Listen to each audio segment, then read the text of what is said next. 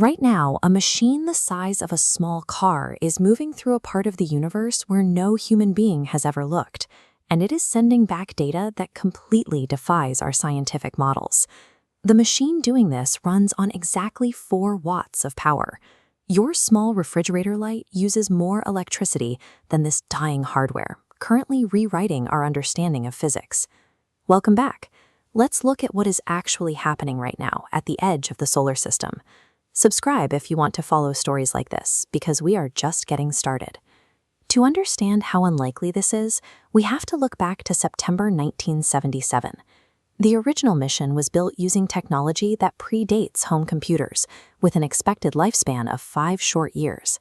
The goal was modest: take close-up photographs as it swung past the massive gas giants in our outer solar system, and then quietly power down.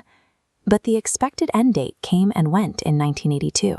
The probe's refusal to die allowed it to keep moving for decades, eventually crossing out of our cosmic neighborhood and providing the first direct evidence of how the solar system interacts with the galaxy. By 2012, Voyager reached the heliopause, a protective bubble formed by solar particles. Models predicted a quiet transition.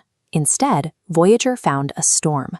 Particles collided, creating a 30,000-degree wall of fire. Outside, the sun's magnetic lines violently reconnected with massive galactic fields. This boundary serves as a vital shield, deflecting the most dangerous explosive cosmic radiation away from the inner solar system, and keeping the surface of Earth viable for biology. Because the sun's magnetic field is actively tangling with the galactic field, our protective shield is not a static wall. It is a reactive boundary that fluctuates with the external interstellar storm, exposing a vulnerability we couldn't see from inside the bubble. Decades after surviving that fiery boundary, the mission almost ended. In 2023, the steady stream of scientific data from Voyager suddenly turned into completely unreadable gibberish. The culprit was a single memory chip measuring a fraction of an inch that had physically degraded after enduring 46 years of non-stop cosmic radiation. Fixing it meant diagnosing and bypassing a hardware fault 15 billion miles away. At that distance, every single command sent at the speed of light takes 22 hours to arrive, and another 22 hours for the spacecraft to respond. Operating under a massive time delay, engineers at NASA's Jet Propulsion Laboratory performed remote brain surgery.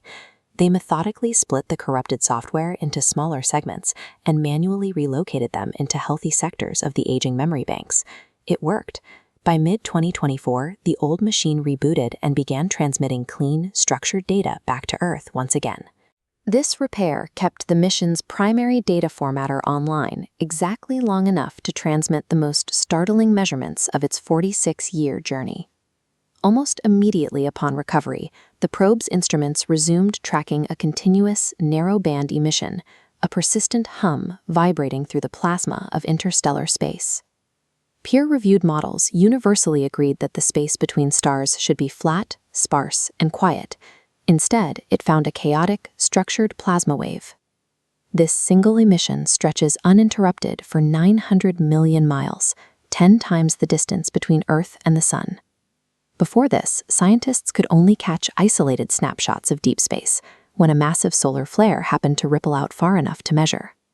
Now they have a continuous, real-time weather feed from the void itself. Every model we built to explain the galaxy was constructed from the outside looking in.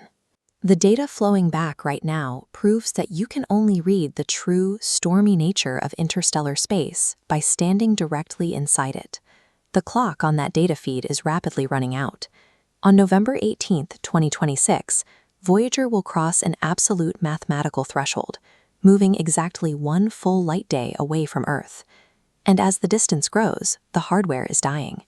The decaying plutonium inside its thermal generators drops the total available power output by 4 watts every single year.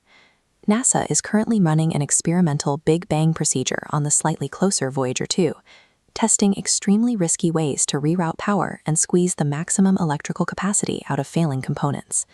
But no engineering trick can reverse physics. Sometime in the early 2030s, the power will dip below the minimum threshold. The instruments will shut down, the live window into deep space will slam shut, and the mysteries of the interstellar plasma will be left permanently unanswered for our generation. The science will stop, but the physical machine will not. Unhindered by friction or gravity, the silent probe will coast forward at 38,000 miles per hour, drifting endlessly into the dark. Knowing this exact outcome, Carl Sagan and his team designed a message in a bottle to ride along with the hardware. They created the golden record.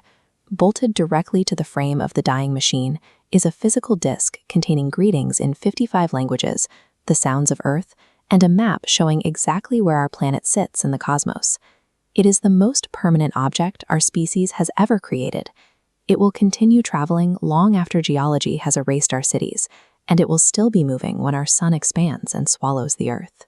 Voyager proved that the universe beyond our solar system is far stranger and more turbulent than we ever dreamed.